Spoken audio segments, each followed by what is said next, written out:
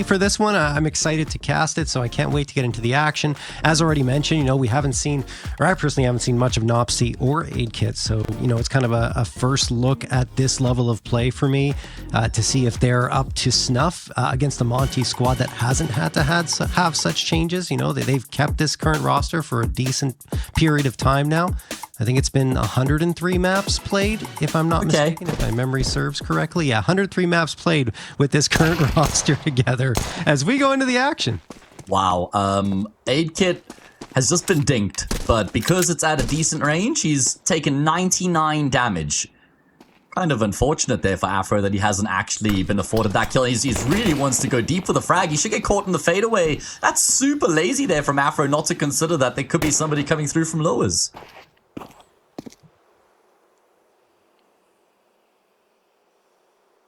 5v4 early here in favor of Partizan. Dragon looking around saying, what can I find here? What is going on? Well, nothing towards mid.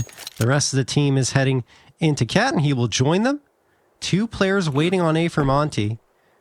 And this will be an important engagement here. There goes a little bit of util. The smoke going to get tossed. Still a Molotov and a splash available for Partizan, but they throw the Molotov in towards T. It attracts Ryu, who gets flashed immediately. Then Dragon with a beautiful headshot onto Bemis. It'll be a 5v2 in favor of Partizan. Full control. Yeah, everything just going according to plan here for Partizan. Getting that opening kill initially, just kind of not overextending or over-committing in any direction, able to find another kill, and then from there they can just use the numbers advantage. Nice clean shots from Dragon in particular. It's going to be a flawless pistol round for Partizan, winning it by keeping all 5 players alive as they announce themselves in the series. Yeah, that's fantastic for them. And I mean, I know we were painting a pretty picture for Monte coming into this, but it's not to say that Partizan aren't good. And I hope we're making that clear, because they are a solid squad. It's just we got some question marks in the mix because Collins decided to step down from the team. Nothing about his performance either. This was purely his own decision to take a step back for his mental health. And that's totally understandable. We've seen it before, and it's important to be able to judge that yourself and say, yeah, I need a break. I need to take a step back, or else things are going to get worse. So yeah, got to take care of yourself, both physically and mentally, as we go into the second round of play. Yeah. I also like that he puts that out publicly, because it's also just almost, you know, takes away from some of the stigma of men having mental health and also sometimes needing to just take a bit of a step back and just, you know, realign themselves and get back to healthy ways before they commit, because it's a grueling battle being in Tier 2 Counter-Strike. You're playing almost a game on average every day, if not 2 games in some instances, and your entire life becomes about Counter-Strike. So I appreciate that he put that out publicly there for the whole world to see. No question. Not much in this round for the world to see, though. It's just an anti-eco. Bemis and Azu, last 2 standing. And Lion's going to take care of this. Yep, not even expected. Dragon gets the last onto Azuwu, and a clean sweep in the anti-eco for Partizan. Aside from, of course, that one blemish of Kindo dying towards Pit. That was Ryu hiding effectively in order to get that, but it doesn't really make a difference in the grand scheme of things. It's the only death so far on the side of Partizan. Yeah, it's actually true. Just the 1 kill so far here for Monte. Going to be hoping for a few more to come their way now, as they do spend all their money rifles in play across the board. Looking for that investment as early as possible means that they're not going to get the AWP in play just yet. And I feel like that's a big part of Monte's defense, is getting Afro on that AWP. Look at this, though. I spoke about how I expected it to be a pretty simple T side from Partizan, with Kindo kind of coming to learn the ropes as an IGL, and it certainly has been the case. I mean, Dust2 definitely one of the maps that you can get away with that sort of just numbers-based approach, just playing 4-1s grouped up deathball Counter-Strike. And immediately they try to go B, they get smoked off, they think, okay, well, the protocol is we can now shift our numbers in towards middle and short. Little detail there, Kindo's trying to bait out a peek by dipping his toe into the Molotov, but no one's biting. So he just sits there waiting. And Monte will do the same on the other side. Afro's got the util ready, the flashbangs. Excuse me, the smoke is ready to toss, and he finally throws it through for Cat. As Partizan are slowing down the pace. Gives me a little bit of spam, connects onto Kindo's shoulder, but he's not too worse for wear. Getting the smoke ready to be tossed there to give themselves an approach towards the A site. if they want to, but this feels more like a fake that he's trying to pull off because the rest of the team is postured to go to the B site through a mid to B. Do you really like the way that they've gone through their motions and processes? They've just been undisrupted, been able to do whatever they've wanted up until now. Gizmi goes down. It's not going to cause a big problem on the B bomb side itself. They still have 2 players here, but it means that there aren't going to be any rotations. Ryu the one to draw first blood. Azuu just remaining tucked in towards Car's going to go down without a kill. And him going down empty-handed is a big problem for Ryu now, who's fully committed in at the back of the platform. Realizes he has to try and take the fight on his terms. In the meantime, at least both Bemis and Afro have gotten a kill, so it's even numbers on the retake. Yeah, that's actually a really good contribution from Bemis and Afro. I didn't think that they'd be able to get that much, but Partizan slipping a little bit. Still a retake on the B site with only 1 piece of util, so it's not going to be easy. They're hoping to be given a fight, but Partizan are doing none of that. Bemis trying to play off that flashbang here, you'd imagine, but no, flashbang goes right into the void, and now 8kit's going to find Afro. Only 1 left. Bemis makes it a 1v1, but cannot clutch out the situation. Vladin still perfect here at 4-0, gets the win, and a 3-0 scoreline for Partizan. Yeah, big problem is this moment right here where Azuu goes down without a kill. He was flushed out into the open by Dragon. The molly burns him out and then able to get the job done in the post plant. Wasn't the cleanest kill out of Vladin. I was watching that grimacing a bit, thinking Bemis might be able to have a quicker kill to time to kill rather, but doesn't work out that way. Like you say, Partizan remain flawless. Vladin yet to die.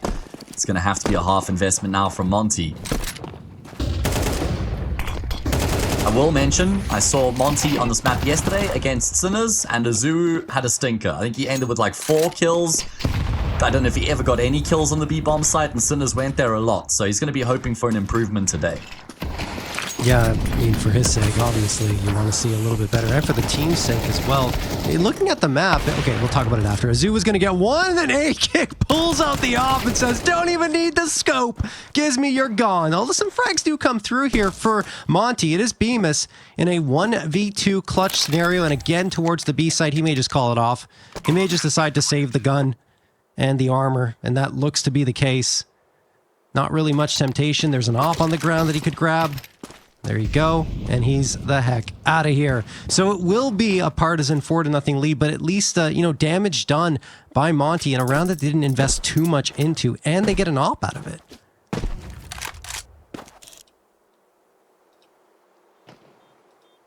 Yeah, it's actually a pretty good return, all things considered, getting as many kills as they do, and Bemis, like you say, being able to keep the AWP in play. It's going to be a 4-0 start here for Partizan. And let me tell you, Partizan have got a solid CT side on the map, and I haven't even checked the numbers. That's just based off of memory. And knowing that Vladin is the B anchor on this map, and that he is so difficult to traverse when he's on that B bomb side. He's got it down to a fine art. So if Partizan go like 6-all at a minimum, if they win the half on the T side, that'll set them up really nicely to finish off the job from there. Yeah, I mean, their CT round win percentage is pretty good, sitting at 54.6%, 2% higher, 2.5% higher than T side. But yeah, I mean, overall, they're great on both sides. But I agree with you that CT side can be very, very lethal. The only loss they've had, actually, over the last 8 maps was against X Inner Circle. And it was just a dominating win for X Inner Circle. 2-13 was the end result. But outside of that, they've won everything else. So it was kind of an aberration on a map that has been going very much Partizan's way. And I'm wondering if that was the first one that Kindo was calling in since the departure of Collins. I'm just going to check that. And no, Collins was still in that one. Okay, so I was thinking maybe it's just the adjustment period, but not the case. Just an exception to the rule, let's say. There's some impressive sculpts in the mix there, right? Bet Boom, Foot, Monte, Anonymo, maybe to less of a degree, but still some impressive wins nonetheless for Partizan. Like you said, they've been formidable on this map in the past couple of weeks, and it's now on Monte to see if they can fight back in the gun round. Good work from Afro, who will be pursued there by Kindo. Can't continue to force the issue. They're running out of ammo, has to commit to the reload. Knows there was a player towards the boxes. Best him as well. Azuu trying to hold down the line. He gets a frag back, ready for Vladin to come through from tunnels. He needs to get this kill as well, but he won't be able to, leaving it all on Bemis. But he's actually on top of the bomb right now. That's really good. I mean, he's obviously going to try and clear out some space, but doesn't really have to move from this position. With 35 seconds left, you almost give the advantage to Bemis in this situation. We'll see if he can hold on. Looking around, trying to find the targets. Eventually, Partizan realizing that he has to be around the bomb. They need to get a move on. I'm not sure what they're waiting for. 22 seconds left. Finally, Vladin's going to arrive on the scene, making a ton of noise. Unfavorable duel for him. There's Bemis, spotted out 15 seconds now. You're going to have to grab the bomb and just hightail it towards the A site at this stage. He grabs it and goes B instead. Trying to gamble that Bemis won't go in this direction, but he's got the Molotov. I don't think there's enough time to plant the bomb anyway. He's going to try. Maybe? No. Just short of it. Dragon will hand the round over to Monte. Okay, well, that's some unlikely fashion there that it actually works out for Monte. Quite comedic at the end of the day with the way that he's able to get the job done there. Just by virtue of staying alive, Mr. Bemis. If there was an extra second in the round, maybe could have worked out differently, but good work from Monte. And surprisingly, I didn't realize they'd taken this much economic damage. It's just going to be 2 rifles for Partizan all of a sudden off the back of 1 round loss, and that round that they lost is going to be a costly one. Yeah, I think a few of those rounds ended up being kind of close, right? 1v2 in the previous one, and even before that, it was a similar situation. So that's why the money's kind of in the gutter right now. But still enough to make a round of it, that's for sure. It is the 4-spy. Body armor's there for everyone, head armor as well. 2 AKs, and they might just try to snowball out into the B site. That smoke could slow them down, but I don't think it's going to. They're just going to go through it. Ryu trying to wait here. Oh, turns away anti-flash. That's the mistake. Azu on notice, and he only gets 1 before falling as well. B site has been overwhelmed, and they may just call for the save on the side of Monte. Yeah, I don't know if this is a game plan to try and exploit maybe some deficiencies that they've noticed, or is it just a coincidence that they're hammering home on this B-bomb site, but it's definitely been the main port of call for Partizan so far here. This is a big round for them to win, because it just keeps them in complete control by winning this 4-spy. Losing this, and then all of a sudden the game's completely opened up once again. Should have been a 4-3 scoreline, but it will go Partizan's way as they continue to tear ahead here on their pick of Dust. Yeah, Dust2 has been, what I was trying to say earlier actually, is a very double-edged sword for Monte, right? If you look at the numbers, they have won 3 of their last 5, but then you look at the wins, one-sided, 13-7 twice, 13-6 once, and then on the other side, the losses also very decisive, 5-13 and 6-13. Even when you look back at actually the 6th match they played a little while ago against Hotu, 8-13. So, you know, they're either winning big or losing big on the side of Monte, and that's a concern. You don't want that kind of polarization on any map. Yeah, that's true. And I mean, the fact that they've gone down 5-1 here probably means that, history suggests that it's going to be one of the more one-sided losses for them, because they haven't really been able to fight back when they have fallen behind in the game. See if it can happen here in this round. They've got everything they need as far as weaponry is concerned. Got to start getting some kills, though. Just not really any big contributions. Bemis with 6 frags, so Afro, I was going to say, should get this kill. Surprisingly, it's just a tag on Kindo. He's also been tagged down to half health. Partizan again kind of leaning in towards his B-bomb site, but the bomb's still top middle, so they've certainly kept their options open.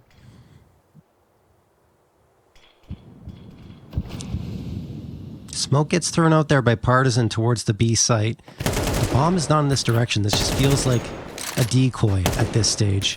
Trying to draw the rotations, pull Monte in the direction of the B site. Azu's got some visibility over the top potentially where he can info hop and see over that smoke, and now the smoke fades away and they won't see anyone in upper tons, so no reason to rotate at this stage. Interesting positioning for these 2 players. Cat op watching for the cross, and then the rifle to finish off anyone that gets past the op. But the op shot does connect, but it's through the wall. Gizmi is able to find the follow-up because the op has done its job by attracting attention, and now an incendiary toss to deny the trade. That is a very nice opening play by Monte. Yeah, good sequence out of them to get themselves that kill. And Partizan don't have a huge amount to show for the fact that they're now 4v5 either. It does look like they'll probably try and connect the dots over towards the A-bomb site with Vladin having this late lurk, but he's completely reliant on his teammates even getting him into a position where he can contribute. And Monte, with 20 seconds on the clock, then this should be their round every day of the week. Bemis decides to go searching, though, surprisingly. Not sure about that. Now, look at how awkward it makes for the defenders on the A-bomb side. Problem could still be the time, but Afro gets rounded on. They know that Gizmi's here in on Goose as well. He's been tagged. Oh, the bomb was dropped, though. I hadn't dropped, and neither did Partizan that the bomb had been dropped. Oh no, that was their round. Again, the time getting away from Partizan. That's the only reason they're losing rounds at this stage. It's their own fault. If they had the bomb firmly in their possession there, that's a plant. Instead, they just try to go for fights because time had run out to get it back to the bomb site. I do appreciate the way they played that, though. You know, applied the pressure onto the A site from both directions, allowed the long player to take care of Goose. Then the cat player came in as well to continue their venture towards A. The problem is that cat player was responsible for the bomb, so a small mistake turns into a massive one, as it will be a second round for Monte. We'll see if Monte can build around this one, though, because previously, I think he might have seen the header, just expected a poke up in that situation, a bit of a pre-fire from Afro. But in the end, he has to be careful, doesn't know how close they are, doesn't have a clue, he's dead, he's finished. Beautiful flashbang from Aidkit, and Kindo will find the opener. Yeah, Afro just in no man's land, a big risk from him. I mean, he had his initial outing, which was fine. Yeah. Doesn't get something from it, and at that point, you've just got to fall back around the corner or just hold a bit more of a passive angle so that you aren't in no man's land at that point. Way too easy for the T side to find an opening kill. Plenty time to play with in the round. Let this one marinate a little bit. Does look like they're going to go back in towards long here. I'm sure Bemis has learned from his mistakes in the previous. He almost actually ruined the entire round by pushing unnecessarily. This time he's just out in the open on an off angle. Not going to be any flashes to pop through the door here. So let's see if he can find a couple. First one is free. And Kindo can't get the trade. Bemis partly rounding the corner here, looking to try and take another fight on his terms, but he's been taken down. And again, it makes it really awkward and uncomfortable now for these CTs on the A bomb side who are going to be forced forward. In the meantime, Dragon goes through mid doors, and he's now created a free path onto that B bomb side. They're just picking them apart one by one, you know, taking space in multiple directions. Gizmy does get a reply, but B is completely open, and now I feel like Partizan going to be like, oh, there's probably no one on B. I mean, after that spot. But Azuvu catches Vlad, and then Gizmy gets Kindo. Oh my goodness, the man advantage evaporates. And Aidkit's now the last one available. AWP in hand, time low. Gizmy's got the spot. Aidkit the shot through the box, though. Now will lead to the plant. This is a wild round.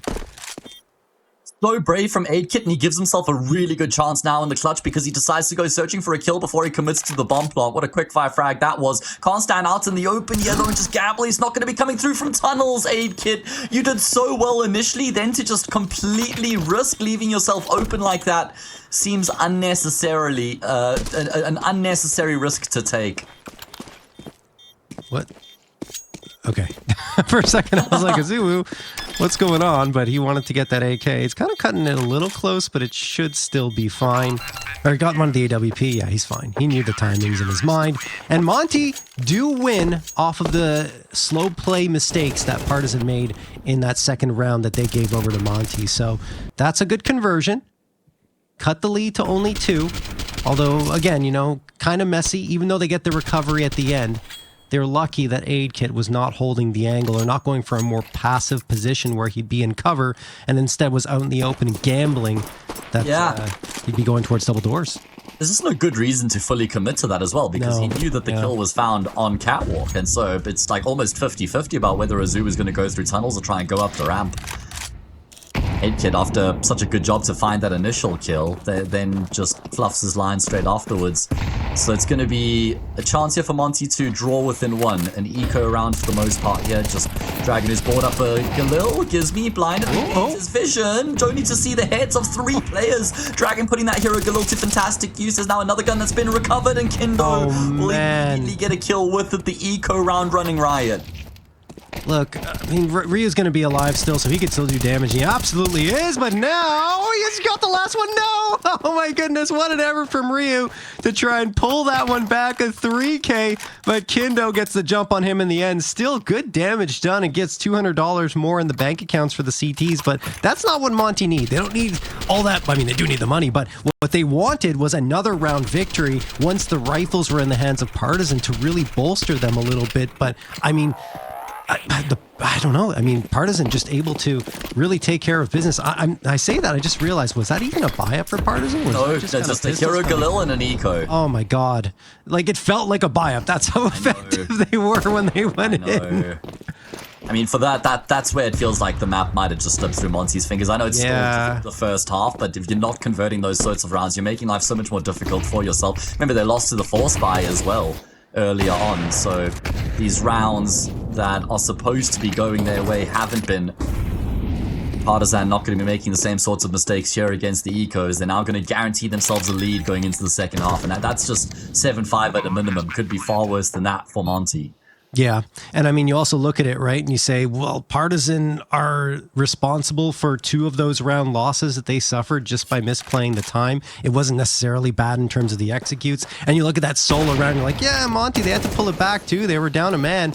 And again, you could argue that Partizan made the mistakes in order to hand them that round. So I don't know. I haven't seen a round that Monte have necessarily, I don't want to be harsh, but like earned, so to speak, off of solid play. And it's just individual efforts that have led to that victory, that third round victory, and the mistakes from Partizan.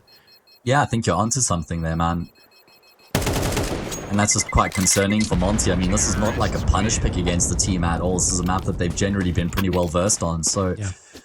No real explanation as to why they haven't been as good as they normally are. 7-3, another gun round to follow. This one's worth 2 for Partizan, basically. You win this, 9-3 is almost a lock. Yeah, no question. And I think one of the surprising things is that the ops haven't really made much of an impact on either side. I mean, sure, you saw a couple of shots from 8kit there, but you're looking at 8kit sitting at 6 and 7, and Afro on the other side at 3 and 9. I'd be more concerned for Afro at 3 and 9 on CT side with the op than necessarily the T side opping, because you need to be, you know, that key point of contact for your squad with the AWP on the defensive end, and that just isn't happening at all. Partizan are kind of dancing circles around it at this stage. We'll see if they can continue doing so, as the approach right now is just to play it slow and wait for Monte to show face, if they do. Nice flash though. Kindo gains space on Cat. I feel like we've seen a pretty conservative CT side. Like, how many variations have we actually seen on the setup here from Monte?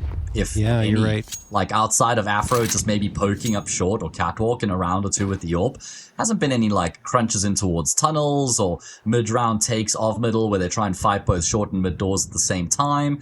It's kind of just lacked a bit of inspiration. Get that the standard approach is generally the best, but you've just got to be able to sprinkle in a variation every now and again. Yeah. No, I agree. Push through tunnels could be a good option. You know that Partizan are playing this heavy numbers-based approach, which means there's always going to be some sort of space to exploit somewhere on the map. You just need that victory that you get into the heads of the T's as well. You know, put that pressure on and make them think twice about going for their approach. Right now, it's way too comfortable for Partizan. I mean, look, they're running down through CT. I mean, Kindo actually jumped down from Cat to get that frag towards long, but still, I mean, great smokes thrown. No one's even watching it. 0 information. 4 players still alive. 3 of them are towards CT, and 1 is all the way at long, not really engaging just yet. So they're trying to get that first point of contact. That will help. The problem is there's the trade right before it that comes through. So it's just still not great for Monte. This is unretakeable, I'll just straight up say. Yeah. It's unretakeable, and it was even in the 5v4 for my money. And when you look at their financial situation and you recognize that they don't have any money going into the last round of the half, they would have been better off just cutting their losses and giving themselves a better chance of getting 4 out of the half, where now it's going to be a rifle and BMUS, and then whatever they can force around it, making 9-3 even more likely. Yeah, I mean, you have Ryu at 3,400 loss bonus, who will get 5k, so you maybe get a couple of rifles, but you're right. I mean, BMUS can actually drop one too, so 3 rifles and then a force buy won't be that bad. It's just not ideal, and no op available, I think, is the biggest concern. Not to say that it's had that much impact. It hasn't, but you gotten an never AWP know. kill yet? I like don't. Maybe 1? I don't think so. I think maybe. Go back and have a look 1? at the kill feed here. Yeah, you'll have to check. He's got 1 there. Okay, he's gotten 2. He's gotten 2 AWP kills throughout the half. I mean, not fantastic, but a couple of kills. Oh, look at this. The dak. No. Often do you see this, John? Barely ever. It's like a novelty at this point these days, man. Nostalgia. Yeah. Because you have to have your loadout in a specific way now. You have to choose your guns. You can't just buy an auto whenever. And no, Nopsy, beautiful flash again from 8kit. BMUS had absolutely 0 chance. It is very much a novelty to get that auto. I love it, though. I haven't seen it in a very long time. And it works well to get that spam through the mid doors. It really does put the pressure on the CTs to try and cross. It is just a dominating round again, coming through from Partizan. Ryu and Azuma managed to pull a couple back, but no way, no how is Ryu expecting Vladen to be on the B site there. And Vladen's like, peekaboo, I got you. Yeah. Azuma last one. They must have just passed pass each other through the smoke like ships in the night. And even though Ryu gets one, like you say, never going to be expecting Vladen on the other side. It's just Azubu left remaining with an impossible 1 versus 3. Now I know exactly where he's coming through from. Vladen's going to rotate across. Nopsy does go down though, so maybe giving a bit of a path to Azubu. He's just going to straight up drop the smoke on the bomb, continues to search for kills, but Vladen will be the one to take his head. An incredibly dominant half there from Partizan as they go up 9-3. Should be able to finish off the job from there. I still liked what Azu did in that clutch, right? He gets the first onto the site, throws the smoke down, stays mobile and active, and tries to find that second, gets close in fact, and if he makes it a 1v1, I'm almost favoring him to take it, but as it stands, we head to the break.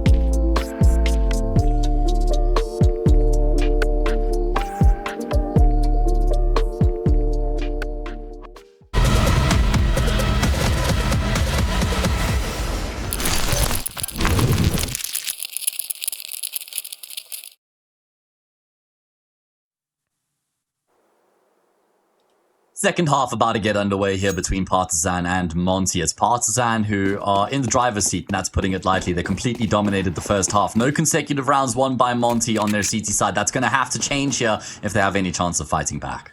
Yeah, no question.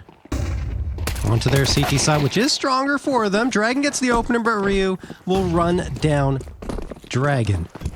And this is going to be interesting to see if Monte can make that comeback, as already mentioned, because of how good Partizan can be once the defensive side kicks off. And I mean, they do gain space towards the A site, but they're in a man disadvantage situation. I think Gizmi gets this plant. I'd be surprised if there's going to be a peek from Gandalf in this situation from Kindo. And yeah, he's just going to hunker down. They deal with Afro towards long. They're being very methodical about this. Now a double swing towards Gandalf. That's how much attention Kindo required. And that is going to cost them the round, I think, because now they know where both players are. The other three are collapsing in towards Gizmi. And there it is. 10th for Partizan. Oh my, I mean, they are shooting incredibly hard right now. Some really clean taps in that round. Dragon initially, Vladen with 2 of his own. Nopsy the one to finish off the job. Monte just kind of like wheel spinning throughout the pistol round there, always chasing the round, never really getting themselves in any strong contestable position. And that means Partizan race up to double digits. Decision-making time now for Monte. Do they want to try and answer back as quickly as they can?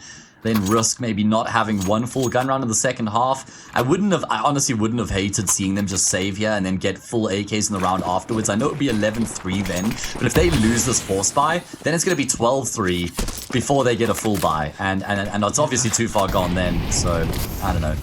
I've noticed teams Oh my god. Yeah, this is going to be dominant, you think, for Partizan. The Molotovs are in. The bullets are raining down. Vladin's got 3 before he shut down. Dragon has to be careful now. He pulls out the USP. Better to go for the reload and fall back than to give a potential 2v3 instead of a 4v2 in your favor.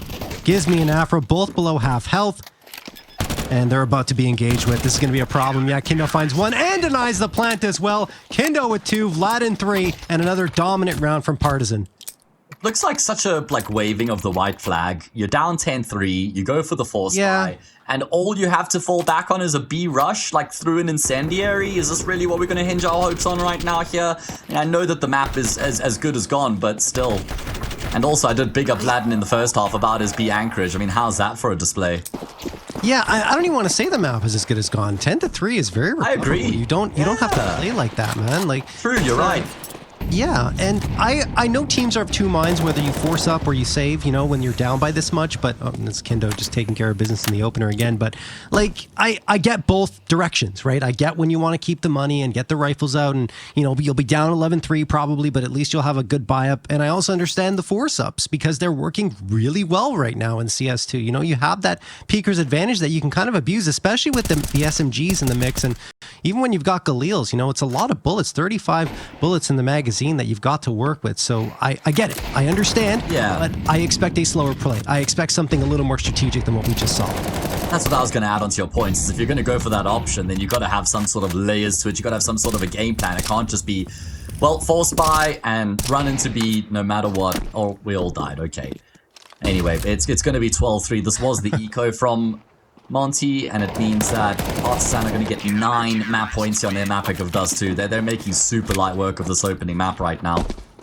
I mean, even with, the roster change coming through with Nopsy playing here in place of Collins, it's not really making much of a difference. I mean, he's serviceable right now, 8-8. I mean, letting a Dragon take care of a lot of the heavy hitting, Vladin as well. And yeah, this is the way Partizan usually succeeds. So let's see if they can get that 13th and end this one. Or if Monte will have something to say here in their gun round. No op available, though.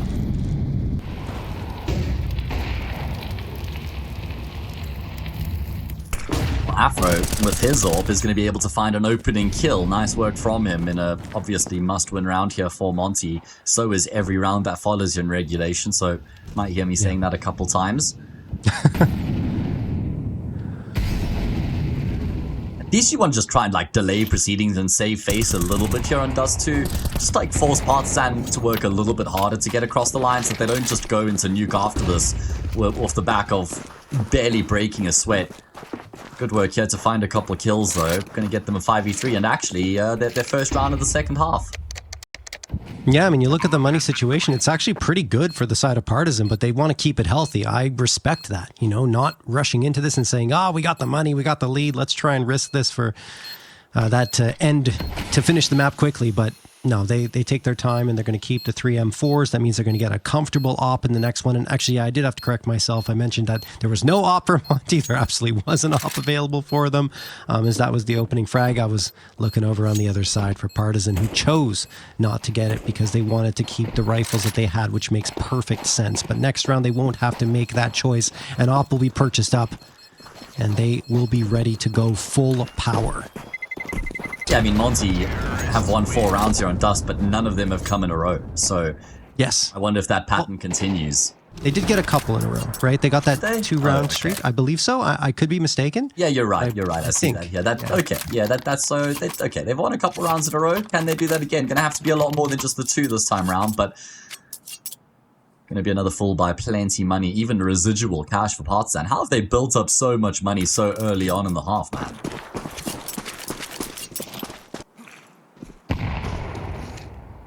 I'm not sure. Yeah, it's been just dominant, honestly. That's how it is. And when you got those frags coming through on CT side, it's additional like $250 every time you're dominant, right? So it really adds up quicker than you'd expect. Anyway, right here in this round, Azuwu and Gizmi in towards mid, flashbang tossed. Pressure being applied by Partizan here. A lot more dynamic on their CT side than Monte were, and Dragon's going to get the opener on Azuwu and then falls back immediately. He's got what he was looking for. Great opening kill. And now they can just bunker down. They don't have to continue to try and make any plays or disrupt the round here. That's what I was looking for from Monte. Those little disruptive, irritating plays, catching the T's while they're trying to set themselves up. 5v4 now for Monte, a real test. Plenty utility. How do they win the round from here? They probably don't. We're getting taken care of there. I mean, there's your lurk gone. The incendiary gets tossed towards Cat. Still 2 players waiting here. Aid Kit with the op. There's another smoke. This is such a difficult approach. Yeah, there's Aid Kit getting Gizmi. Aid Kit even setting up for a follow-up. Oh, dipping his toes too long in that, but it works out. Eventually he burns alive, but he gets a frag before he does. That's the second one, and it will be 13-4 in favor of Partizan as that one is wrapped up. I mean, refresh my memory. Did we see any plays like that from Monte in any of their gun rounds where they're like trying to fight mid doors there, you know, challenging their opponents in middle, and then even the push through tunnels that we saw at the end of the round, or the end of the half there, the end of the map rather, you know, going through tunnels, taking the fight to the T side. Looked pretty good. You know, they lost 11-13 against Betboom, which is very close against that Betboom team that's kind of on the rise. Sinners. Well. Yeah, exactly. I was going to say. And then 22-20 winning against Sinners in triple overtime, I believe it is. And then Tapud Cat B Tapu, 13-10 win. Yeah, that name always. Anyway, it means 13. That's what I've been told. So I've just been calling them 13 or TPU because honestly, I couldn't be asked to just pronounce that entire name. Like, that's what you get. You choose stupid names, you get called stupid things. It's as simple as that. Yeah. Anyway, we're into the action. Partizan get the choice of sides. Unsurprisingly, a CT side start for them. I'm right there with you. It's not like this is a guarantee for Monte by any stretch of the imagination. Not with Partizan looking as good as they did on Dust as we go into the pistol round. Aid Kit gonna get caught off by Azuwu, surprisingly, because Azuwu wasn't discreet about the fact that he was in that position, and it looks like, yeah, Monte just going to streamline their way down through single door into this B-bomb site.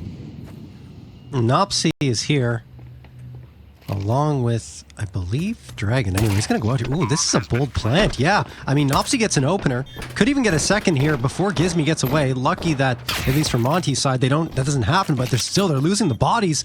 Dropping like flies at this stage. Afro trying to hunker down here in Decon, and does pop up to get the headshot on Nopsy, but it's still a 3v3 and very much within reach here on the side of Partizan. They're going to try and stick the defusal and body block here, but it's not going to work. Afro takes down 2. It's all up to Vladin now. 1v2 clutch required. Does get the first. Does he have a kit? I don't know if there's one on the ground somewhere. There is. He grabs it, goes to the defusal. He's going to need to stick it, and he can't. Azuwu clutches it out in the 1v1, and Monte are on the board first. Well, that gets a lot closer than it probably ever should have. It felt like that was always supposed to be Monte's pistol round. Nice attempt there from Partizan, it must be said, but it's going to go Monte's way.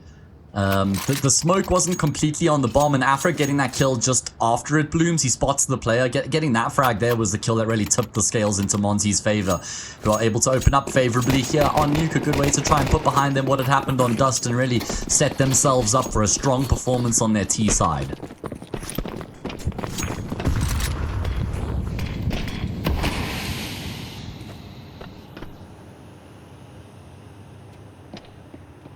War spy in for Partizan. Couple of MP9s, the Scout, the FAMAS, and Kindo rocking the 5.7.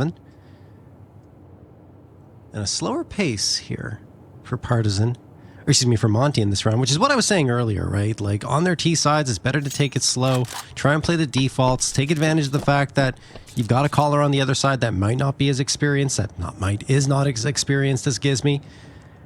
But that didn't really make a difference on a map like Dust 2, which is, I think you already mentioned it, kind of makes sense because Dust 2 is not the most complex of maps. You don't have to really have anything crazy going on. But Nuke gets a lot more complex than Dust 2 will, especially in terms of rotations and everything you can make and the map control you need to have. Even on CT side, you have to have your protocols in place. Yeah. I mean, that a bit less down to the IGL, but I'm right there with you with the points at large in general about how Kendo might kind of struggle in general to get to figure out how he's going to be calling on the T side of Nuke. Not nearly as simple, a lot more layered, and being able to make those decisions on the fly can sometimes be quite difficult for an IGL. I don't mind the game plan here for Partizan in this round, by the way. They completely give up the A bomb site, they stack ramp, they stack secret, and they just kind of hope that Monte don't go straight onto A. They gamble, and with that it means, okay, if they go A, we just save with everybody, we keep all 5 players alive. It's going to be an eco round in the next, but with the full set of saved forced bet weapons, so we've got a bit of firepower to work with. Not a bad game plan. Terrorists win.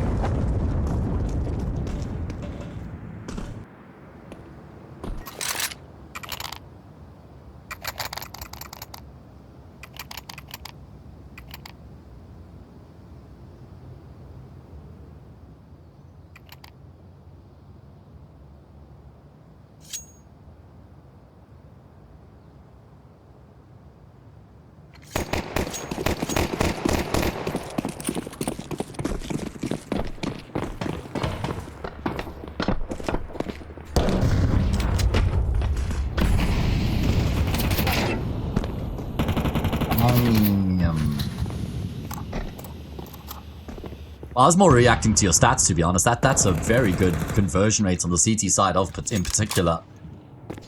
You look at Partizan's numbers, it doesn't paint them in nearly as good a light. 41.5 on their T side, 47.5 on their CT side, so those results don't look fantastic. It does kind of point in the direction of a third map here between these two teams.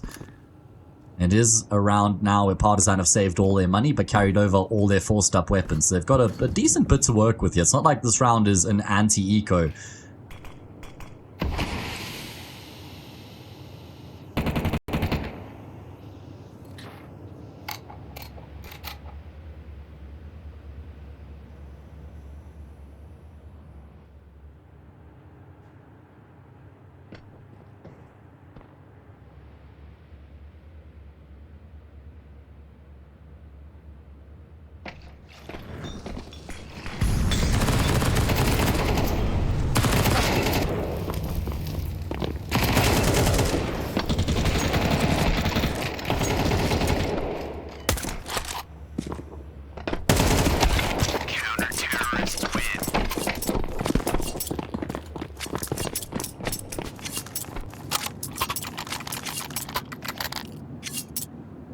Yeah, what makes that super impressive is that he gets a multi-kill. I mean, normally from that position, you're able to get 1 kill, but as soon as they know that you're there, you almost always just get instantly traded because there's nowhere to go, no cover to try and use or play around, but he just stands up in the open and he mows down 3. That's a real good way for Partizan to get things going on their CT side. That's a let-off, if you will. Monte going to be kicking themselves as they are at least able to afford a full buy back, and they're going to just try and immediately run it back in towards the bomb site. Through the flames they go. They're taking quite a bit of util damage as they try and path their way down the vent. They have made their way down successfully, and the bomb carrier has been able to follow suit. Further util being dumped to try and delay proceedings as long as possible. Zulu goes down in the meantime, but at least they will find the plant. Yeah, I don't know if they'll be able to do anything with it, though. Although Ryu gets the first one onto Kendo. And then the second, he's just lurking around outside. That's huge damage. Beam is finding Nopsy. Then the follow-up, it is all Monte. They could do a lot with that bomb plant. Absolutely brilliant stuff as they isolate Partizan's round victory and do it quite convincingly at that. The thing is, for Partizan, they were carrying some weapons from that previous round, so you see the money's still kind of healthy for them, given that they won off of the saved guns from the force buy. But still, that is a very nice recovery from Monte after getting that bomb planted down to dirt. Yeah, and you know what? Ryu is nowhere near the bomb site, but boy, does he have a massive contribution in the post plant by finding both of those kills, because that then just forces Partizan's hand to get going maybe sooner than what they would have liked. Weren't able to wait for the smoke on the one side of the ramp doors there to fade before they then commit, so they have to push earlier than what they would have liked because of Ryu's impact, and it's going to be Dragon who gets tested now over at ramp, standing on top of the boxes. He just reigns supreme. Dragon dealing in multi-kills, and in fact some great damage inflicted outside of those 2 kills as well. This is why I'm still having concerns for Monte, though, because they haven't necessarily been winning the opening duels. Yes, they pull that previous one back. It was very impressive, but again, they lose 2 players towards ramp. 2 of them are below 20 HP that remain of the 3. and it's just not looking good on their approach. Yes, they may walk out of this with another bomb plant, perhaps, if they time it right towards the B site, but it's going to be a lot harder to recover, especially if this kind of continues being a trend here on Nuke. Although, I say that, let's not forget, they already have 3 T rounds, which, I mean, I'd say 5 is a good half on Nuke, so they're more than halfway there.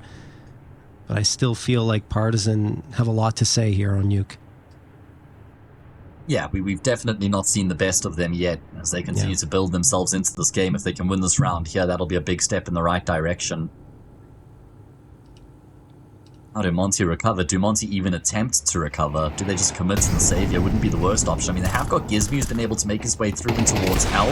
Now back into lobby they go, straight into 8-Kit's AWP though. Honestly, no problem finding both those kills. Gizmy's position compromised, and there's no way for him to get out with his life intact, I don't imagine. Vladden is the one who's searching and will be the one to find the kill as well. So Partizan close the gap to 1 as we continue to go back and forth. Yeah, a couple of AK upgrades as well. Very decisive round victory for Partizan, kind of similar to that A approach that happened before where Kindo was spraying down 3, or at least Dragon was spraying down 3. Either way, nicely done from 8-Kit, who, again, this is my first time seeing him, and not too shabby. I've seen a couple of sequences, honestly, where he's just the only one getting the frags, and one after the other with the AWP, rechambering rounds and locking in.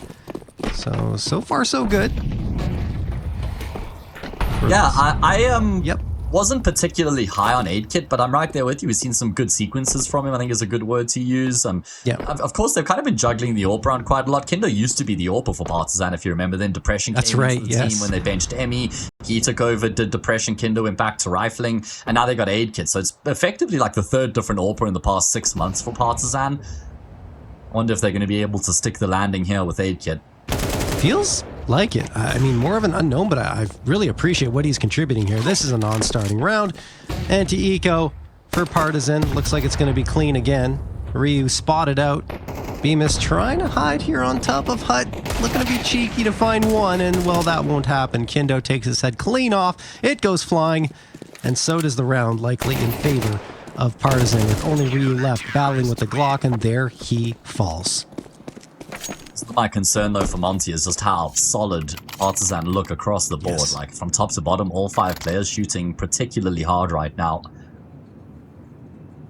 Just been able to carry that form across from Dust2 into Nuke, so it's going to be a hard-fought, grueling battle here for Monte if they're going to be able to get the job done. Going to have to be close to their best, which they just haven't been throughout this series so far, I'm afraid.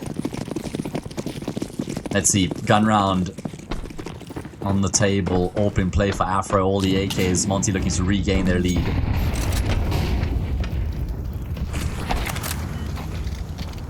There's 8-Kit again through the smoke, and you know, the flashbang as well that was thrown to blind Afro. Look where Dragon is. Gizmy's clearing it. Oh, okay.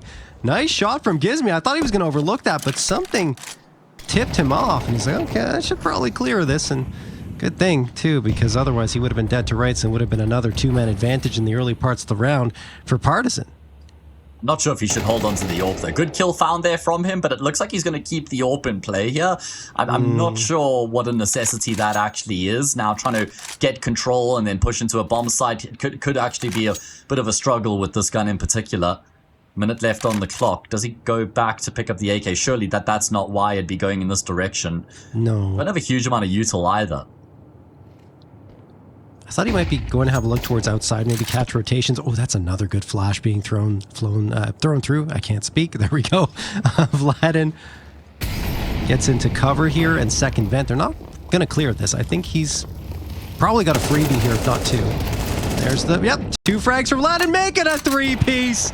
He's got them all, pretty much, as Nopsy gets the last. Very well done from Partizan. Again, 4 players left standing, and Monte scratching their heads. Yeah, it's true. Oh, they don't have any heads here in this round, courtesy of Vladden mowing them all down. Great work there from him. Again, just super sharp mechanics on display there from the squad of Partizan. And it's Monte who now have to eco.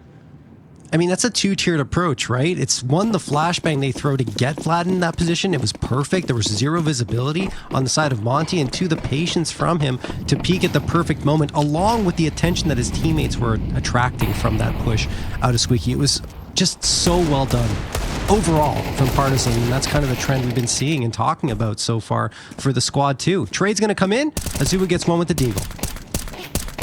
A bit of a challenge here. I mean, a couple upgrade pistols, a few Desert Eagles in play for the T side. Ryu going to be able to find a frag with his and another. Just too many liberties being taken by Partizan right now. Not just playing the conservative approach against the pistols. Cost them a bit more than what they would have liked. Dragon will be able to pour cold water all over it, though, as Partizan extend their lead to 2, but do suffer some economic damage in the process. Yeah, I think I'm just worried for Monte, to be honest with you. Like, yes, you get those frags on through. I think I appreciate this patience from Dragon because he knows that they don't have guns yet. He throws that nade to kind of keep them at bay and keep the range advantage with the M4, and it works beautifully to get the last 2. But my concern for Monte is, you know, despite getting those pistol frags, it still looks like Partizan are the ones shooting a lot harder, as you already said. Hey, so I don't know. They're going to go for a quicker approach here into 8. It works. Afro. Flashbang does so much work. Bladden and Nopsy both gone. Kindo finds one back, but it's a 4v3 advantage for Monte as they re-smoke Mini. Yeah, healthy grenade there. Problem is it's just unconfirmed damage. Good confidence here from Monte to try and play on the front foot coming into a round that's actually really important from them to, or for them, to make sure that Partizan don't start to pull too far ahead. And Partizan are actually just going to concede the round from here. Despite the fact that they've got money, they're thinking, yeah, well, just because we got money doesn't mean we should go in for the retake anyway. Looking forward to the future. Big round back for Monte. Yeah. I mean, not just money, though. They have util. They've got a lot going for them if they try for this retake. It's just unconfirmed damage, and you see Aid Kit collecting onto a zoo where they're hoping to do or get more frags up against Monte to make this expensive for them, but instead they lose Kindo and only get one back. So kind of even trade. 4th round found for Monte.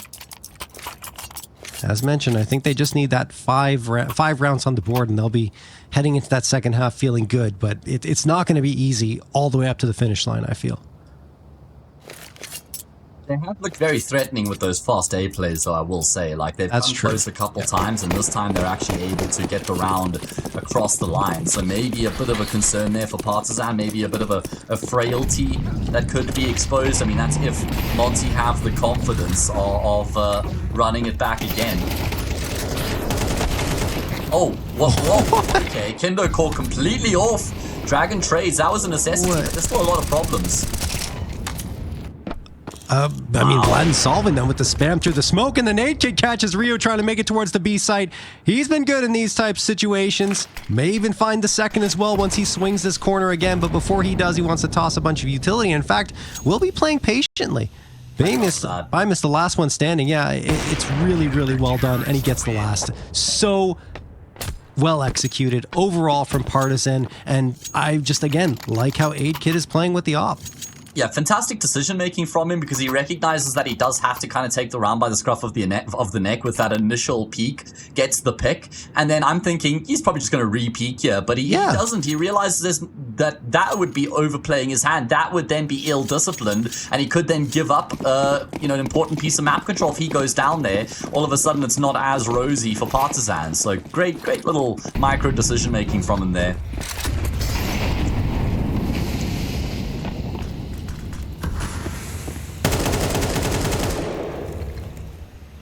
Partizan still hunting for a dominant lead into that second half. This round could determine whether we're going to see a 6-6, a 7-5, or even an 8-4. A loss here for Monte could be devastating for them. Afro boosted up on top over the smoke and to get visibility, but no one is showing their hand here on the side of Partizan. They are waiting very patiently, hunkered down in deep positions. And that will allow Monte to gain the space in towards Secret, but there are 2 players waiting to greet them. This is such a dangerous approach. Vladden and Kindo do back off a little bit, but it's still tough, and I feel like Monte are going to have their hands full. Another boost. Yeah, got to make sure that they don't leave themselves too much to do with too little time on the clock. It's going to be kills going back and forth. It's now Vladden who has to stand his ground. He continues to hang around. Out in the open, Bemus reluctant to swing because he knows. He's just seen what's happened to his teammate. He'll suffer the same fate. Bomb dropped in the process. Incendiary to guarantee that control for a few more moments. Gizmi and Ryu, the two left with trying to recover this, and Nopsy does go down the ladder, which is going to cost him his life, but there's now more where Vladen came from. He's got a teammate there to support him. Vladen gets blinded, but that's fine. Kendo is playing anti, so he always would have gotten the kill anyway, and that's a 7th on the board now for Partizan. I appreciate the effort from Gizmi, and Ryu still got a chance to frag it out here. No, eventually they just fade off because they realize there's only 10 seconds left. Don't need to fight. It will be, as mentioned, a 7th round for Partizan heading into the 12th and final round of play here in this first half. And I mean, look at this. Just beautiful shots from Vladen. That's the first, the second as well. Bemis, his shoulder was spotted. That's why Vladen has the edge in that duel. And then Bemis, who tries to come around, but he can't do anything at all. Afterwards, they set up 2 players there because that was the bomb drop, throwing the incendiary afterwards. Just excellent sequence overall from Partizan. And on the side of Monte, I still have yet to see that round, right? Where they give us a reason to kind of think that they've taken control, or at least some modicum of control on their map pick. Because right now I'm still leaning heavily towards Partizan. Look at Dragon. He's leaning heavily towards this push, and it works out! Looked like he was gonna die, but Bemis can't find his spray. He goes again, double dipping in that situation. Crazy stuff. I didn't expect it, and neither did Monte because they lose another. That is egregious, the double dip. That's like eating chips, licking your fingers, and then sticking your paws back in the dip again afterwards while you're sharing the chips with other people. Disgusting, Dragon. But it works. It works the trick. Against all odds, a 4v2 now for Monte to try and deny Partizan doubling up the scoreline going into the second half. And look at 8kid. What a fantastic position. Just continues to find himself in these really good spots. He's only died twice throughout the half. That's actually nuts. 8kit should even get the last here. He will! 8kit, another multi-kill round, this time with 3. We go into the second half of action, and Partizan still feel like they're cruising along. 8-4 lead as we hit the break.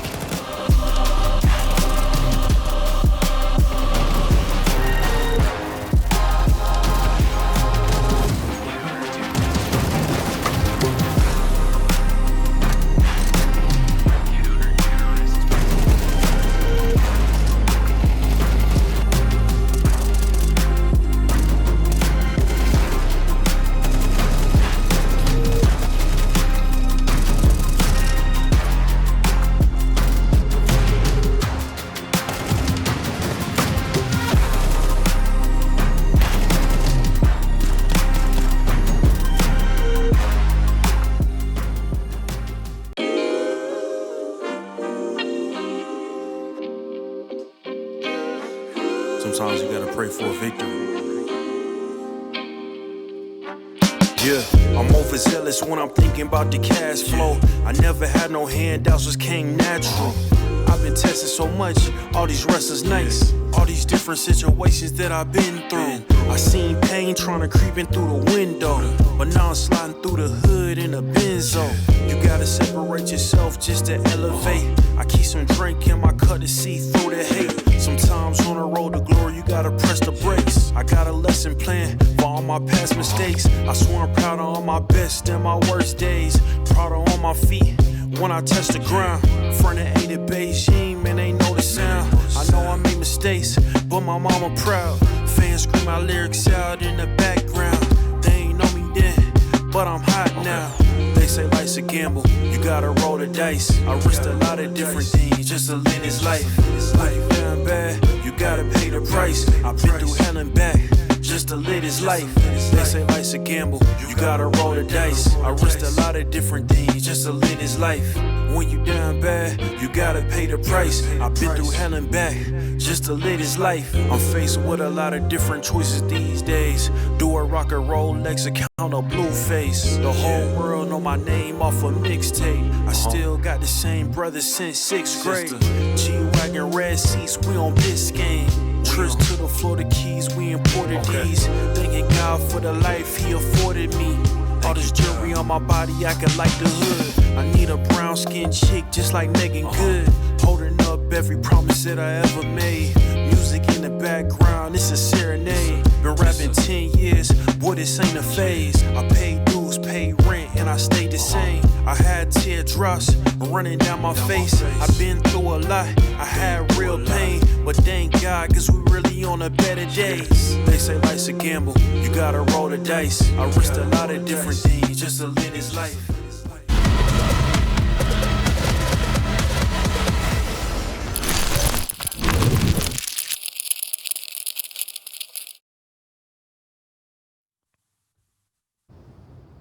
Into the second map of Nuke we go. Now, it was a great display from Partizan, especially considering that it looked like Monte were going to tear ahead at one point. The half ends 8-4 off the back of what was 3-1. Stats don't look great for Partizan on T side, but it doesn't look like stats mean much in this series. No, not at all. It feels like we're just looking at the eye test, right? And right now it is being passed in flying colors by Partizan. Now Nopsy and Dragon get a couple back to bring it back to 3v3. Gizmy's in trouble, and Dragon just absolutely demolishes him with a Glock headshot. Ryu's thinking about the timing about going in for this, probably gonna wait for the plant, comes out, it's being washed, and he still denies the plant at the very last moment. 8 gone. That is huge for Ryu to get. Afro striking as well could result in the round going Monte's way, which they would love to have, but Afro cannot do that. No answer from him means that Ryu's now stuck in a 1v2 with his position known, so he's going to try and readjust, or faked it anyway, but it's still being watched by Vlad, and finally that plant goes down and Ryu is in trouble. Oh, how much more does Dragon have to do? Already gotten 3 kills in the round. It's not like that's guaranteed at either.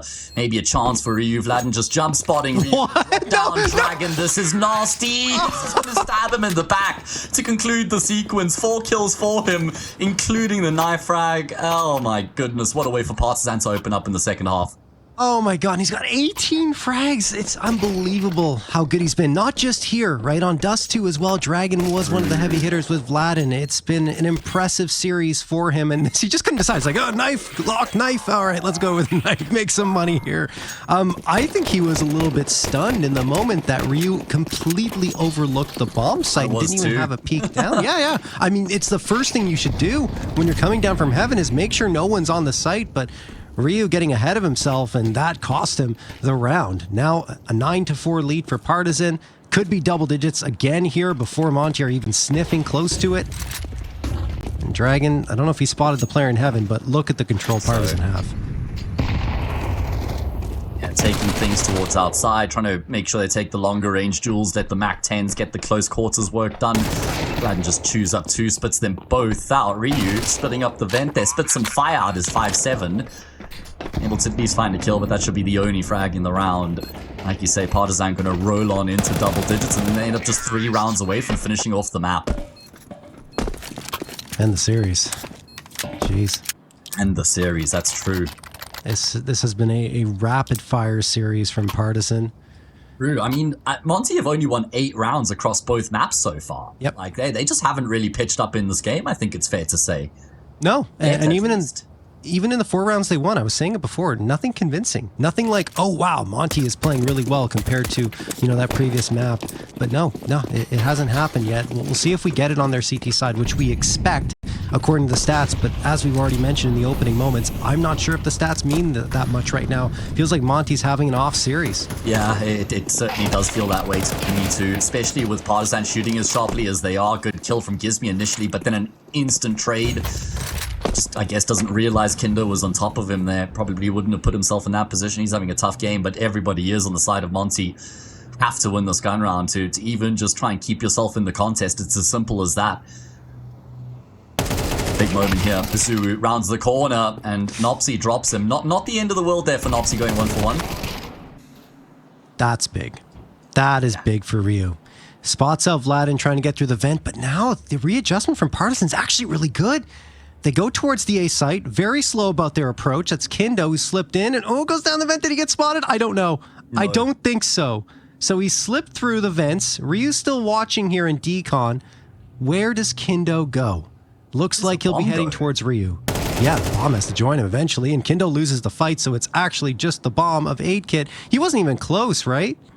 I'm wondering, what was the plan there? How were they going to try and connect the dots in the round? Just super far apart from one another. 8-Kit does have a path up the ladder and towards what's, for the most part, a fake and a bomb site, but he's not too keen to explore in that direction, hoping he can catch somebody off guard towards ramp, but there's nothing on offer. And this should be 10-5. I don't know, does 8-Kit even save his AK? Looks like he's going to roll the dice, but Afro should have his number. He's got to get a move on here. Gonna clear Afro and loses the fight. Afro wins it, and Monte do indeed get a 5th in their first gun round CT side, so a bit of hope perhaps sprinkled in here. And looking at the money, a force buy is going to come through for Partizan, but it may not be the best one. May have been in their interest actually to go for the save after they lose that additional body, but they decide, nope, we're going to send it, we're going to try our best, because we've been hitting a little bit harder, and they pay the price for that. Yeah, we saw how dangerous they looked with these rounds on Dust, yes, right? That's true. So it makes sense that they would roll the dice here again. Tech 9, Mac 10, couple Galils, and a single AK is what they have at their disposal. Chance here for Monte to claw their way back and start to close that gap, because if you win this, it's an anti-eco to follow, and that affords them a bit more breathing room.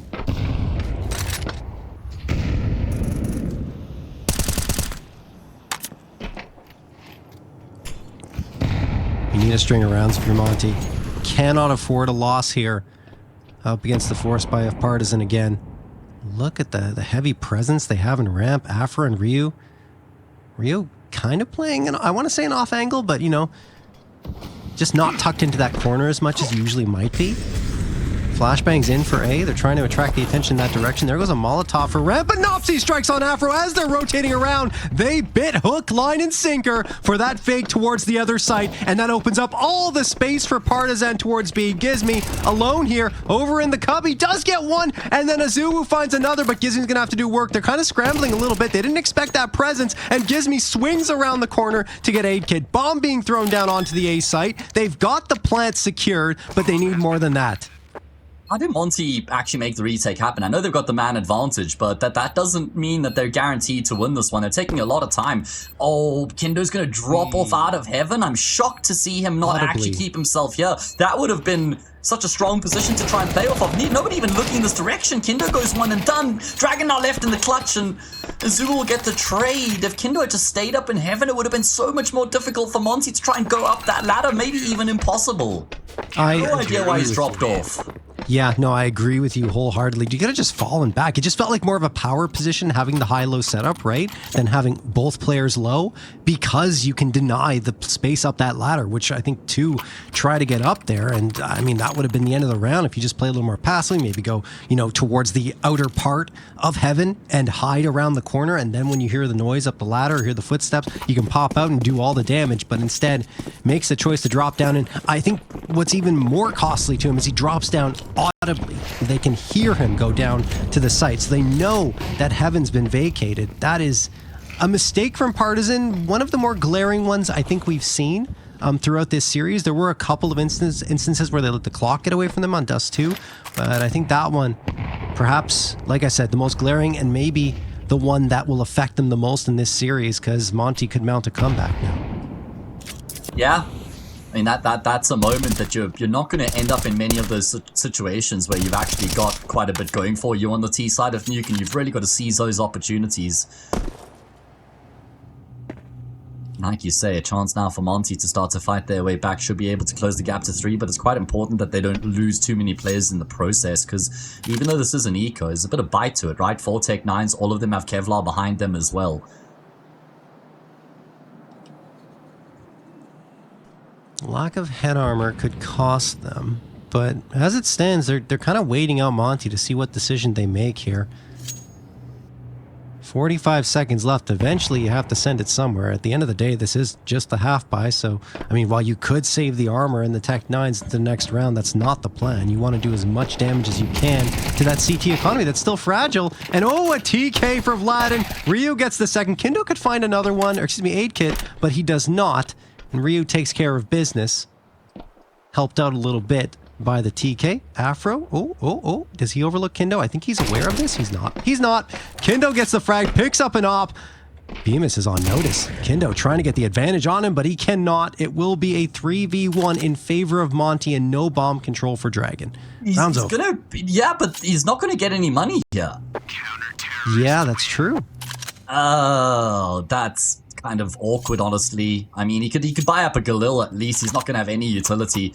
Someone like Dragon you want on an AK, though. Just getting timed out the round. The lineup here was very nice for Ryu, making sure that he's able to hold his ground. There he gets that follow-up frag onto aid kit. Nice attempt from Kindo, but Bemis just keeps himself tucked in, hugging the reactor. Not spotted by the jump peaks, means for a free frag. 10-7. If Monte win this gun round, all of a sudden it feels like it's them that might be, even though they're behind on the scoreboard, it could be them that are in a better position to close out the map.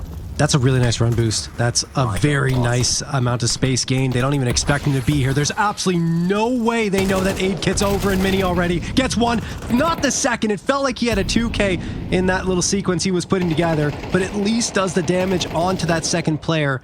And now, Monte are on notice, Hayes.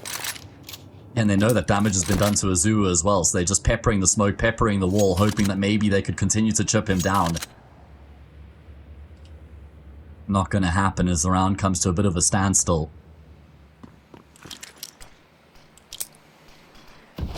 8kit, quite unfortunate not to have gotten both those kills, because that just immediately wins the round. Yep.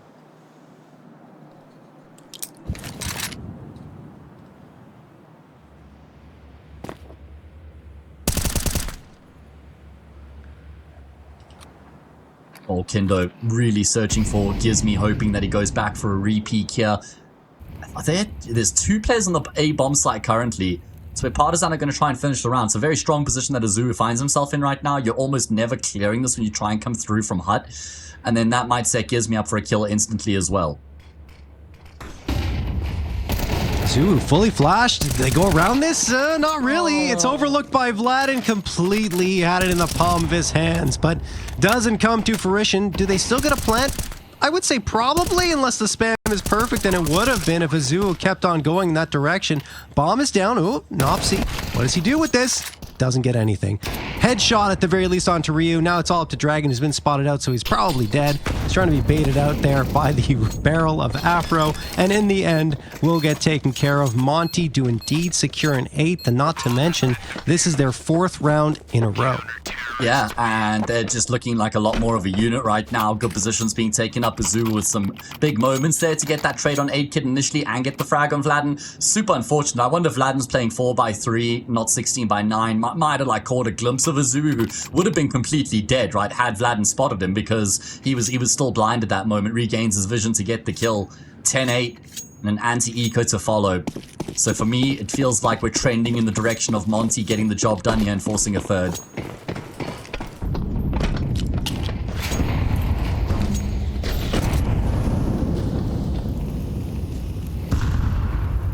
This is where the mettle of the IGL could also really start to be tested, right? You've lost a couple of rounds in a row.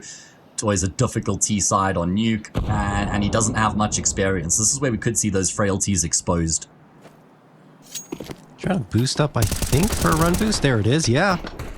Vladen gets the opener, 2 on Azuu. That was over from Squeaky, so this is very promising for Partizan on a round that didn't bring much into. Afro gets one, but he knows he can't overstay his welcome. He's got Ryu support with the rifle. They still have this one likely under their control until Gizmi is lost in the vents. Now Ryu shows his hand too much. Dragon picks up the A1S, and uh-oh, it's not in control at all anymore. At least a return frag from Monte, but they don't know where Dragon and 8kit are heading. And it will likely be, oh no, 8kit a flank. He lost his teammate, he only has a Glock, but he still makes that Glock sing for a frag on his side. 46 seconds left. If he had the bomb, it'd be a lot more winnable, but he does not. Trying to recover it now, should still be able to get possession of it, though. I don't know if Afro's aware of the fact the bomb was dropped towards B. Not sure either. He's just on a mission right now. He's on a huge wraparound, and it might even just bode perfectly for him. It should, right? Yeah, he spots the gun barrel. Oh, 8kit heard the scope in. He's heard the scope in. Wow. And he's got a lifeline offered up to him. That's brilliant. Take any damage to the molly? I don't know. All right. 1v1 chance here. Afro knows exactly where 8kit's gone. He's going to tap the defuse. 8kit not going to take the bait, at least not initially. Now he knows the defuse certainly not being stuck. Afro opens up the doors, has no idea if 8kit's repositioned or not. Afro going to tap that defuse again, trying to draw 8kit out, but 8kit has smartly been able to reposition in towards control room. Oh my God. He's actually going to set himself up on the rafters as well. Afro may now start to panic. He's still fully committed in on double door, and 8kit has just outgamed Afro. Smart decision making gets Partizan Partizan back to winning ways. That is absolutely brilliantly played by AidKit in the post plan. He gets behind the double door, slips through the Molotov down, and you're right, I don't know how no damage was done, but it definitely delayed Afro from getting to that site as quickly as he wanted to, and as a result, AidKit behind the double doors closes it in the face of Afro, and then the reposition is just a 200 IQ play. Like, he was right on the money to go up into control room, gets the advantage. Absolutely no idea from Afro that he'd done that. He's trying to spam the door. He's like, where on earth did this guy go? And then he thinks he's made a mistake and run away, but no mistakes to be made from AidKit. Not only has been doing a good job with the AWP in this series, but the decision making has been fantastic. And we complimented him earlier, right? When he could have gone for that reswing on CD side and instead fell back and waited for the fight to come to him. That's, I would say, another very shining moment for him that adds on to the play that we just saw. Yeah, and now that gets Partizan in a position where win this round, it effectively should be series over. And it's not even like it's a fantastic round here for Monte. For Masters and MP9, key moment here in the first half of Partizan. This could be their best opportunity to put the game away.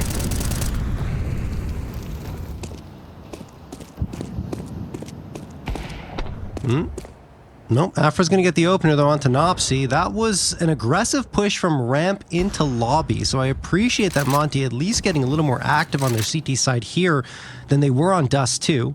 It does give them the advantage, but you still look at the util situation and it favors Partizan by a significant margin, not to mention Dragon. Look where he's gotten to.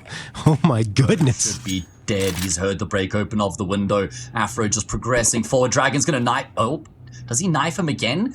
Does he want to leave him alive as long as possible here so that he can allow for his teammates to rotate in position, so then as they get the kill, they're all over that B-bomb site? Yep.